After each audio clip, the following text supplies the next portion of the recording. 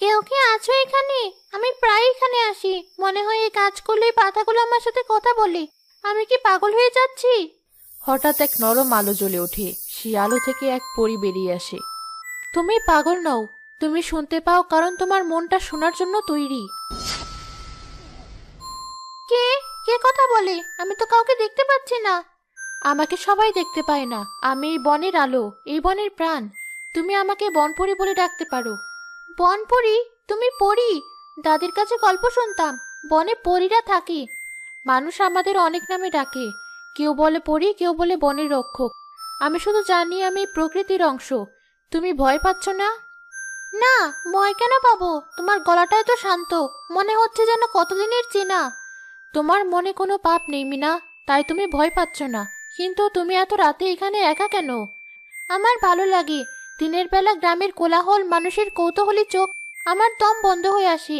এখানে এলে মনে হয় আমি নিঃশ্বাস নিতে পারছি। মানুষেরা এমনই, তারা যা বোঝে না তাকে ভয় পায়, যা সুন্দর তাকে দখল করতে চায়। তুমি কি আমার বন্ধু হবে বনপুরি? আমার কোনো বন্ধু নেই, সবাই আমাকে নিয়ে হাসাহাসি করে, বলে আমি নাকি বোকা, সারাদিন একা একা থাকি। আমি তো তোমার বন্ধু হয়েই আছি মিনা। যেদিন থেকে তুমি এই বনে এসে প্রকৃতির সাথে কথা বলতে শুরু করেছো, সেদিন থেকেই। আমি রোজ রাতে এখানে আসবো, তোমার সাথে গল্প করব। তুমি থাকবে তো? আমি এখানেই থাকি, কিন্তু একটা কথা মনে রেখো মিনা, আমাদের এই বন্ধুত্বের কথা যেন পৃথিবীর কেউ জানতে না পারে। কেন? আমার খুব ইচ্ছে করে মাকে গিয়ে বললি আমার একজন পরিবন্ধু হয়েছে। না, ভুলেও না। মানুষ জানলে এই বন্ধুত্ব আর গোপন থাকবে না। তারা আমাকে খুঁজতে আসবে, এই বনটাকে তারা তছনছ করে দিবে। তারা ভালোবাসতে আসবে না, তারা অধিকার ফলাতে আসবে।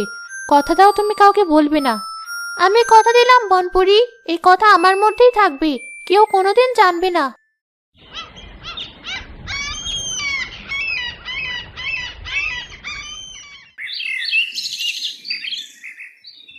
দেখেছিস বকল, মিনা মেয়েটাকে কেমন কেমন যেন হয়ে যাচ্ছে দিন দিন।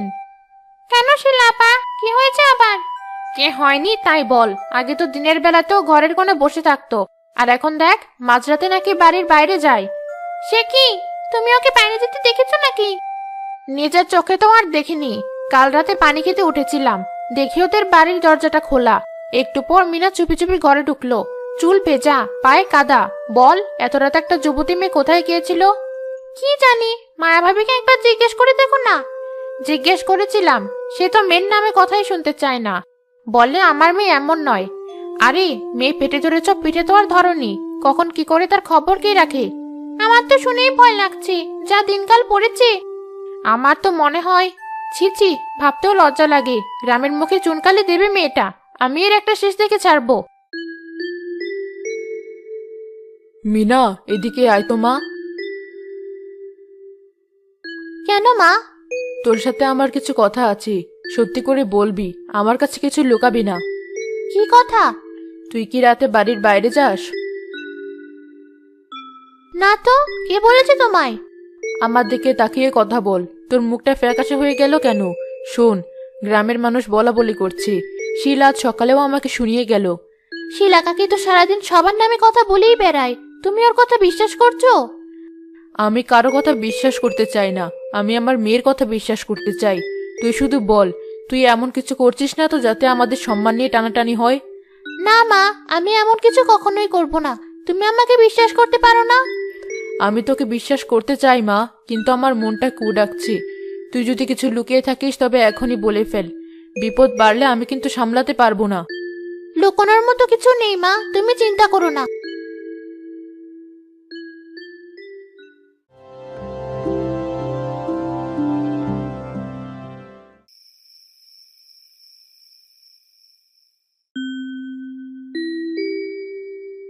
তোমার মুখটা আজ এত ভার কেন মিনা? গ্রামে কিছু হয়েছে? সবাই আমাকে সন্দেহ করছে বনপরি, মা আমাকে প্রশ্ন করছে, শিলা কাকি সবার কাছে আমার নামে বাজে কথা বলছে, আমার খুব ভয় করছে। আমি তোমাকে বলেছিলাম, মানুষের কৌতূহল সাপের বিষের মতো, একবার মনে ঢুকলে তো সবকিছু নষ্ট করে দেয়। আমি কি করব? আমি যদি এখানে আসা বন্ধ করে দিই, তাহলে তো সবাই বলা বলি থামিয়ে দেবে। তুমি না এলে আমি কার সাথে কথা বলবো? এই বিশাল বনে আমি আরো একা হয়ে যাব। কিন্তু তোমাকে তো কেউ দেখতে পায় না, তাহলে সমস্যা কোথায়? তারা আমাকে দেখতে পায় না, কিন্তু তারা তোমার পরিবর্তনটা দেখতে পাচ্ছে। তোমার চোখে মুখে যে আনন্দ, যে শান্তি, সেটা তাদের সহ্য হচ্ছে না। তারা কারণটা খুঁজে বের করতে চাইছে।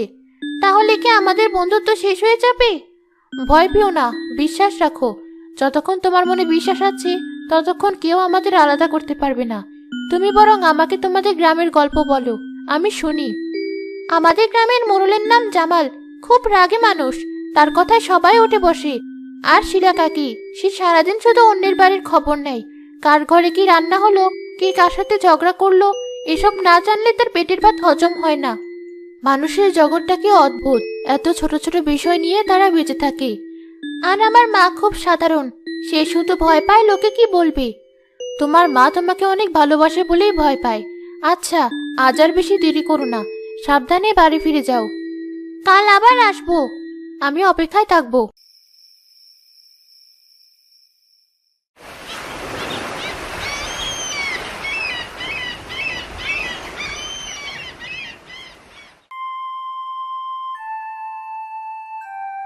আমি যা বলছি মন দিয়ে শোন, আজ রাতে আমরাও পিছু নিব। আমার কিন্তু ভয় করছে শিলা আপা, যদি সত্যি সত্যি কোনো বিপদ থাকে। কিসের বিপদ? নির্ঘাত কোনো ছেলের সাথে দেখা করতে চাই। আজ হাতে নাতে ধরবো, তারপর দেখবো মায়া ভাবি কি করে মেয়ে সাফাই গায়। রশিদ চাচা, আপনি আমাদের সাথে যাবেন। আপনি গ্রামের বয়স্ক মানুষ, আপনি সাথে থাকলে কেউ আমাদের কিছু বলতে পারবে না। এসব কি ঠিক হচ্ছে? একটা মেয়ের পিছনে এভাবে লাগা কি ভালো কাজ? ভালো মন্দের কথা পরে হবে, গ্রামের সম্মান আগে। যদি মেয়েটা কোনো খারাপ কাজ করে, তাহলে পুরো গ্রামের বদনাম হবে। আপনি যাবেন কিনা সেটা বলুন। ঠিক আছে, আমি যাব, কিন্তু কোনো বাড়াবাড়ি করা চলবে না। যা দেখার দূর থেকে দেখব। সেটাই ভালো, আমরা ঝোপের আড়ালে লুকিয়ে থাকবো। হাতে নাতে প্রমাণ পেয়ে তারপর মোড়লকে খবর দেব। আজ মিনার খেলা শেষ।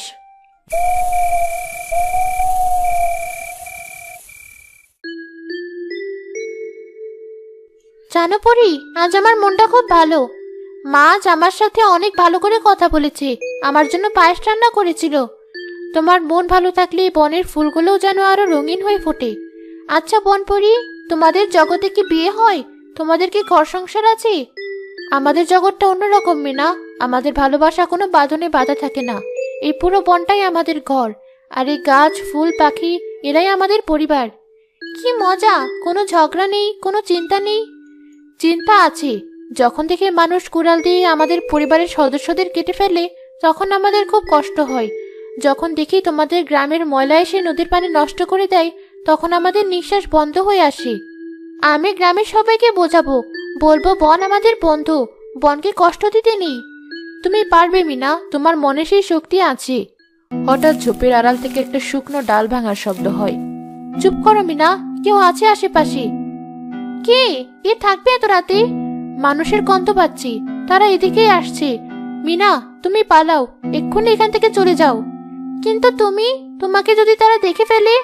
আমার চিন্তা করো না, তুমি আগে যাও, যাও বলছি।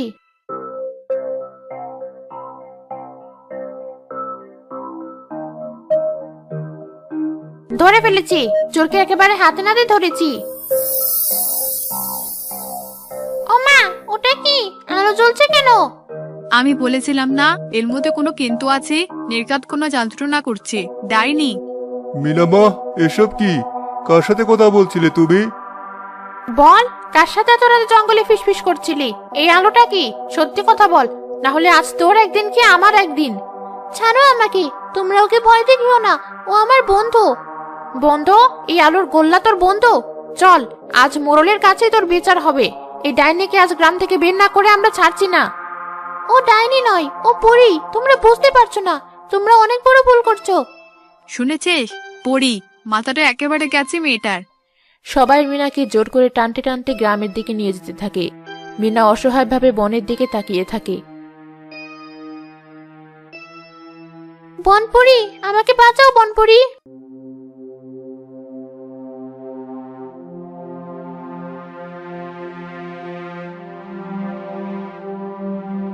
এত রাতে গ্রামে এত হট্টগোল কেন? কি হয়েছে? মোড়ল সাহেব, যা হয়েছে তা শুনলে আপনার পায়ের তলার মাটি সরে যাবে। আমরা আজ রাতে মিনাকে বনের ধারে জাদুটনা করা অবস্থায় ধরেছি। কি বলছেন? আমি তো আগেই বলেছিলাম মেয়েটার হাবভাব ভালো না। মিনা, শিলা যা বলছে তাকে সত্যি? না মোড়ল সাহেব, আমি কোনো জাদুটোনা করিনি। তাহলে এত রাতে বনের ধারে কি করছিলি? আর ওই আলোটাই বা কি ছিল? আমরা সবাই নিজের চোখে দেখেছি, রশিদ চাচাও সাক্ষী আছেন।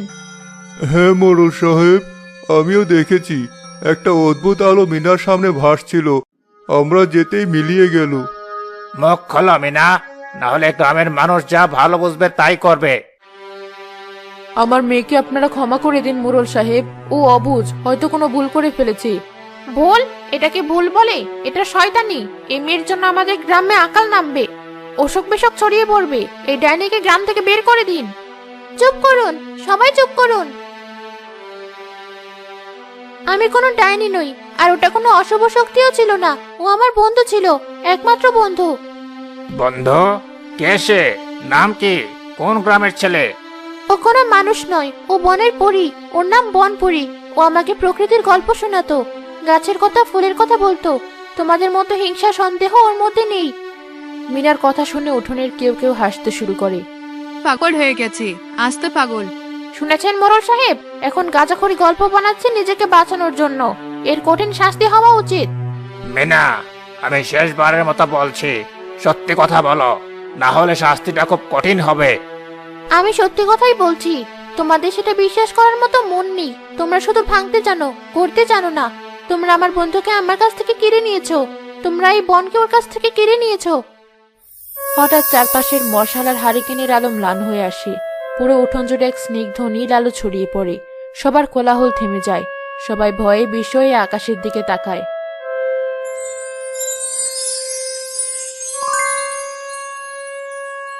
ও এক বর্ণ মিথ্যা বলিনি। তুমি তুমি কে? আমি কে সেটা বড় কথা নয়, বড় কথা হলো তোমরা কারা। তোমরা নিজেদের মানুষ বলো, অথচ তোমাদের মনে দয়া মায়া নেই। তোমরা বিশ্বাস করতে জানো না, শুধু সন্দেহ করতে জানো। এ তো সত্যিই পড়ি। মিনার মনটা স্বচ্ছ কাচের মতো, তাইও আমাকে দেখতে পেয়েছে। ওর সাথে কথা বলে আমি তোমাদের জগৎকে জানার চেষ্টা করছিলাম। ভেবেছিলাম হয়তো সব মানুষ একরকম নয়, কিন্তু আমি ভুল ছিলাম। তোমাদের লোভ আর কৌতূহল তোমাদের ভালোবাসার চেয়ে অনেক বেশি শক্তিশালী। মা, আমাদের ভুল হয়ে গেছে, আমাদের ক্ষমা করে দাও। ক্ষমা আমি করতে পারি, কিন্তু যে বিশ্বাস একবার ভেঙে যায় তার জোড়া লাগে না। তোমরা আজ আমার পরিচয় জেনে গেছো। এই বন্ধুত্বের গোপনীয়তা তোমরা রাখতে পারোনি, তাই এখানে আমার আর থাকা চলবে না। মিনা, তোমার সাথে আমার আর দেখা হবে না। না বনপুরি, তুমি আমাকে ছেড়ে যেও না। আমি তোমাকে ছাড়া কিভাবে থাকবো? আমি যে একা হয়ে যাব। তুমি যেও না। মানুষের জগতে পরিদের ঠাঁই হয় না বন্ধু। যেখানে গোপনীয়তার সম্মান নেই, সেখানে বন্ধুত্বও টিকতে পারে না। তবে মন খারাপ করো না, আমাদের দেখা হবে। কিভাবে? যখন রাতের আকাশে সবচেয়ে উজ্জ্বল তারাটা দেখবে, মনে করবে ওটাই আমি। যখন দক্ষিণা বাতাস তোমার চুল ছুঁয়ে যাবে, ভাববে আমি তোমার মাথায় হাত বুলিয়ে দিলাম। আর যখন কোনো বিপদে পড়বে, তখন তোমার হৃদয়ের কথা শুনবে। আমি সেখানেই থাকবো। বনপুরীর শরীরটা ধীরে ধীরে আবার আলোয় পরিণত হতে শুরু করে। সেই আলো রাতের আকাশে মিলিয়ে যায়। এ আমরা কি করলাম? নিজের পায়ে নিজেই কুড়াল মারলাম। গ্রামের মঙ্গল করতে গিয়ে অমঙ্গল ডেকে আনলাম। বনের রক্ষককে আমরা তাড়িয়ে দিলাম। মা, আমাকে ক্ষমা করে দিস। আমি তোর মা হয়েও তোকে বিশ্বাস করতে পারিনি। ওর কোনো দোষ ছিল না মা, দোষ তো আমাদের। আমরাই ওকে রাখার মতো যোগ্য ছিলাম না। মিনা, আমার ভুল হয়ে গেছে। আমি লোভে হিংসায় অন্ধ হয়ে গিয়েছিলাম। আমাকে একটা সুযোগ দে, আমি আমার ভুল শুধরে নেব। যা হারিয়ে গেছে তাকে আর ফিরিয়ে আনা যায় কাকি? তুমি তো শুধু আমার বন্ধুকে দাঁড়াওনি, তুমি এই গ্রামের চারপাশের প্রকৃতিকে অভিভাবকহীন করে দিয়েছো। এর ফল হয়তো আমাদের সবাইকে ভোগ করতে হবে।